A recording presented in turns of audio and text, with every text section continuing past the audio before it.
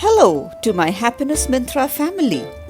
Here's a second part to the paper pencil game ideas I shared earlier. Here are more such ideas which children will enjoy and it will keep them occupied at home. If you have 2 children, teach them these games to keep them entertained and you can enjoy some me time. Don't forget to watch part 1 if you haven't done it yet. Welcome to Happiness Mintra. Do like and share this video. Let me know which games you'll play with the children. If you're new here, I welcome you to the Happiness Mintra family. Do subscribe to stay connected. So the first game for today is called Mastermind. In this game, one player will become the code maker and the other one is the code breaker. Now the code maker has to just make a code of 4 numbers. So suppose the code maker makes a code like 4, 3, 2, 8. That's the code that the person makes, and of course it has to be kept hidden. The code breaker, now you need a sheet like this. Before I explain the game to you, you will need 4 boxes like this, and then with each box you will need these 4 grid again, where the code, I'll explain how to go about using it. Now the code breaker, who is the second player, will just write numbers. I always prefer writing the first 4 numbers so that at least I know which numbers to proceed with. How does that happen? You write 1, 2, 3 and 4. Now the rules for the code maker. How will the code maker grade this? These are the rules for that. Let me put both these together. Now if both the numbers are in the correct position, then you put a complete dot, a complete filled dot. Now let me check. 4, 3, 2, 8. So nothing is in the correct position, and the position as well as the number, both should be correct. So that's not happening anywhere. The number is correct but the position is wrong. Now out of the numbers which have been chosen, see, as you can see, this was the code, which means 4, 3 and 2. They are all correct numbers. So 1 is wrong. We'll just leave it blank. For 2, we'll put this. For 3, we'll put this. And for 4, again, we'll put this. So basically, now the code breaker knows that 3 of the numbers in the code are 2, 3 and 4, and they are not in these particular positions, right? So we move on. Next time the person can guess with, say, 2, 4, 7, 3, because now one number needs to be figured out and it is not 1, so obviously the person will not be using 1. Now again, 4 is not in the correct position. 3 is not in the correct position.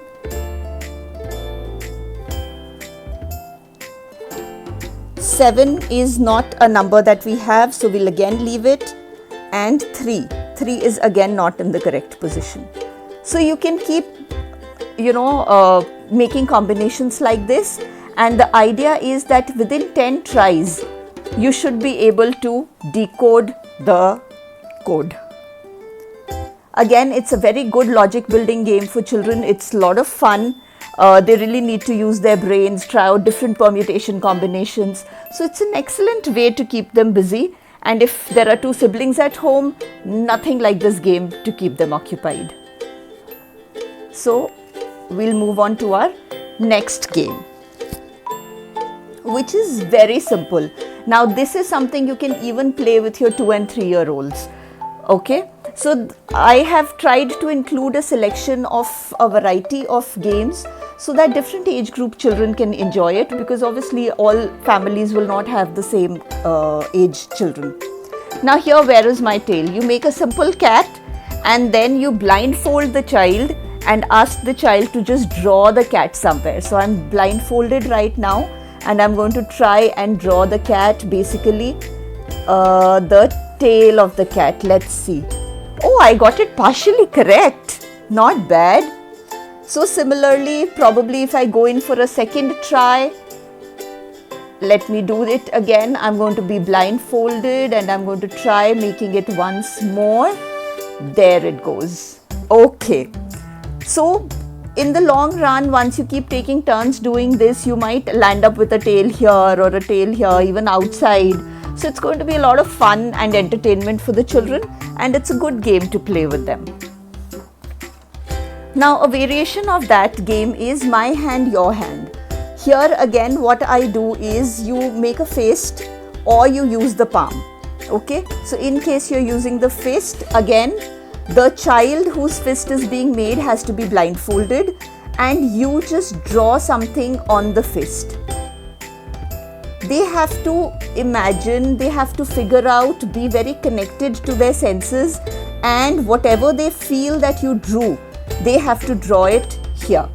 Okay, so what I was drawing right now was this. For older children, you can make it a little more complicated. You can go stepwise or you can draw a whole figure together. Okay, so if you go stepwise, you just do this, the child will do the same thing, then you do another one like this, and then if you make these, this is what you get. Once again, if the concentration is not there, if the child is not clear on what is happening, it might turn out to be a laugh riot, completely hilarious. Now doodle on my back. This is another fun and interesting game that you play with the children, and it's really fun. So you make your child sit on your lap so that the back is facing towards you. And then you draw on the child's back. Anything that you draw has to be drawn here. If you go step by step, it is actually very funny because it's quite difficult to figure out. Transitioning from hand to back is always better because the child at least has an idea of what the entire game is all about. But if you directly doodle on the back, that's also fun. You can even do it with older children. You can do it with your partner. You can write small messages and see if they can figure out what has been written. You know, if you want to thank them, you can just write thanks. Or if you want to say sorry, that's a really cool way of saying sorry to them. Okay, so just try this. Next we have sprouts. I'll just explain the rules first and then I'll show you how to play it. In this first thing, the line cannot cross another line. Lines may be drawn by joining two dots or a single dot to itself. 3 lines can emerge from a dot, and when a player draws a line, they draw a new dot on the line so that there's no confusion. Now see, basically the game starts with 3 dots which you can draw anywhere on the sheet of paper. Now as our first rule said that lines cannot cross one another, that will happen only in between the game once you start drawing a lot of lines. Now there are 2 ways of drawing the lines. One is to draw and join any 2 dots. So suppose I join these 2 dots like this. The parallel rule says that once you draw a line, you have to add a dot anywhere on the line. I have added it here. You could do it here, here, here, anywhere that you want. Now it's the turn for the second player. Just giving you an example of how you can draw a line from the same dot. So you can start here and you can end up here and put a dot here. So this is another way of drawing the lines. Back to the first player. Now the first player can start from here and he might decide to go round and join this and this like this rather than just simply joining. So you put a dot here. Now it's the turn of the next player. The next player could then join this and put a dot here. Now soon they're going to get into a complete loop. There will be no space to draw unless you loop over somewhere. So you keep continuing this game in this process till someone is left with a position where they have to cross over, and that is not allowed. So then the game ends. It's a lot of fun again. This is again the basics of coding, the basics of explaining to a child how the entire system of logic and reasoning works, how you can plan strategy again.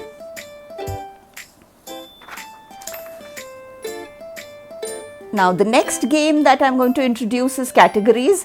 This is similar to the name, place, animal thing that we play, and I have uploaded a video especially on that related to how you can use name, place, animal things to teach nouns to children. Now when we talk about categories, basically it again depends on the age of the child. For younger children, use simpler categories. For older children, you can use slightly more difficult categories. So for example, if I take a category of say books, this is something all children should know. They should know a lot of names of many books. Animals, which is easy, and we can have kitchen equipment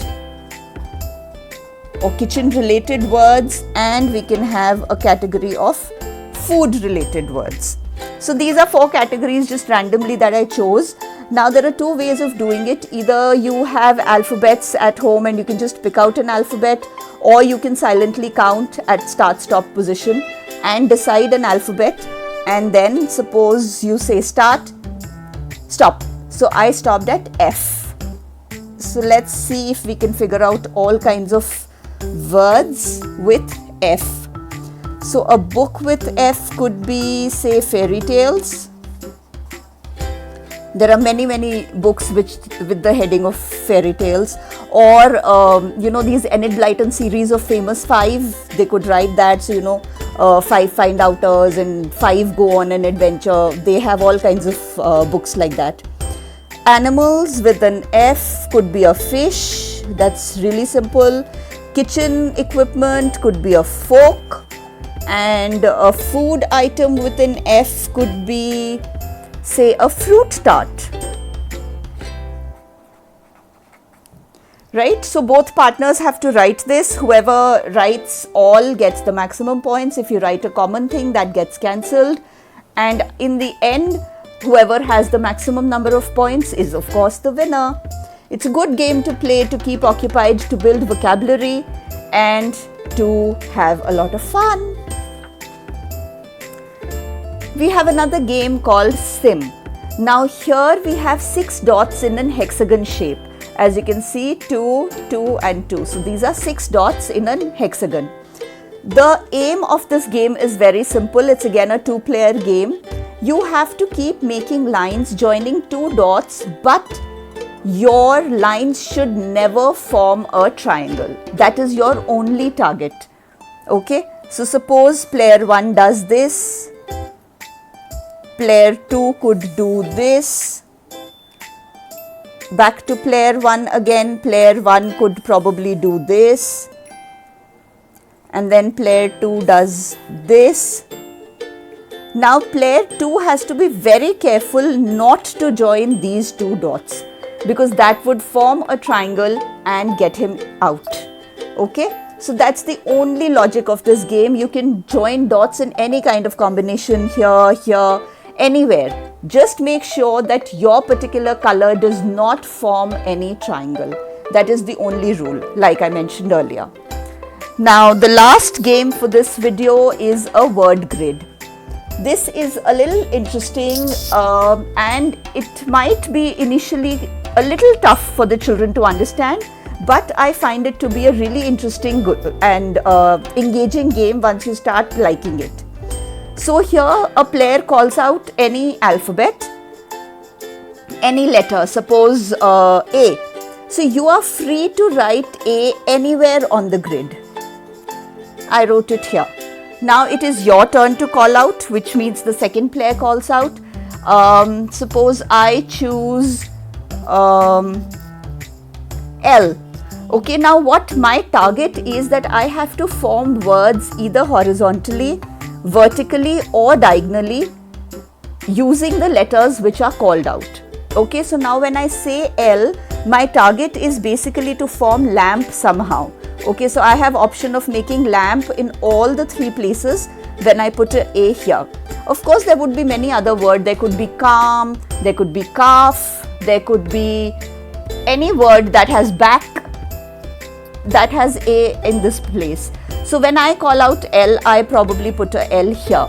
The other person can of course place it anywhere. Now suppose the other person says E. So now I know that these places I need to keep clear, probably in case, one of the targets that I thought of could be worked out. Since E is there, I could try making a leaf here. Of course, alphabets can be repeated. If they are called out again, you have to be careful on that also. Okay, so I'll not disturb this line because I'm leaving it for lamp. But what I can do is put a E probably here. Now some little levels of logic is required. See, EARS is also possible, LEAF is also possible. So we have to keep possibilities open and we have to really figure out where we should place the alphabets. A little practice gets you really proficient at this game, and once you're proficient, believe me, it's a lot of fun, very good for vocabulary, very good for creative thinking, and really, really good for strategy and planning. So go ahead and play these games. Do let me know if you enjoyed them and how you spent time with your children during this lockdown. Have a nice day.